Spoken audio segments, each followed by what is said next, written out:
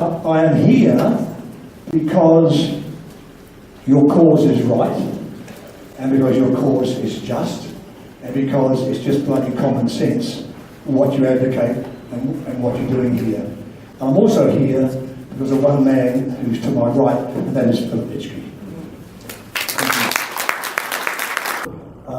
We have what I call the Brill Cream Bible bashers like Kevin Andrews, who scuttled the Northern Territory bid, and that occasion had John Howard's fingerprints all over it when they knocked you off over the Northern Territory, Philip. I thought it was a disgrace.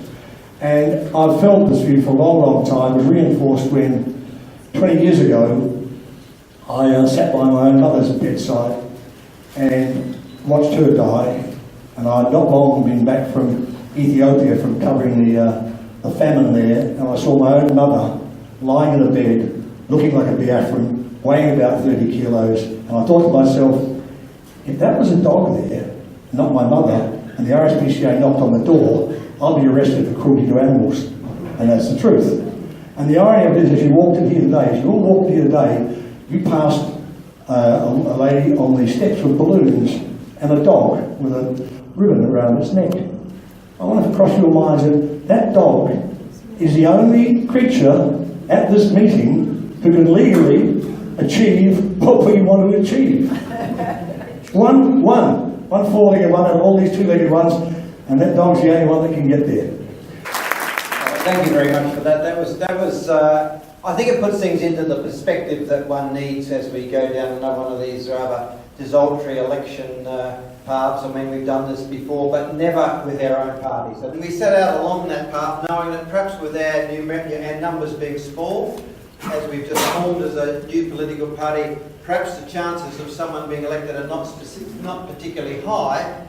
But by the same time, in the same token, we believe, of course, that there would be plenty of other parties out there desperate to get a seat in the Victorian Parliament who would like some flow on from the votes of people who would come along and see voluntary euthanasia not only as an important issue, but to many of us, the issue. I'm sad to reflect that death and dying are still subjects that we do not approach well. I've been asked why my puppy is in my campaign photograph. Sophie is a symbol of many people's preparedness to save their pets from suffering, but they oppose extending the same compassion to human beings. Indeed, they actively campaign to prevent other people from making an end of choice of life that they do not agree with. I give Sophie food and water. I take her to the vet when I think she's sick. I pick up her poo and clean her if the poo sticks to her. This was done for me as an infant. I do not want it done for me when I can no longer do it for myself, and that is my choice. I would never want to put my children in a position where they had to choose between helping me end my life and risk imprisonment, or watch me suffer great pain, or starve myself to death. Voluntary euthanasia should be legal in Victoria and lead the way for other states and territories.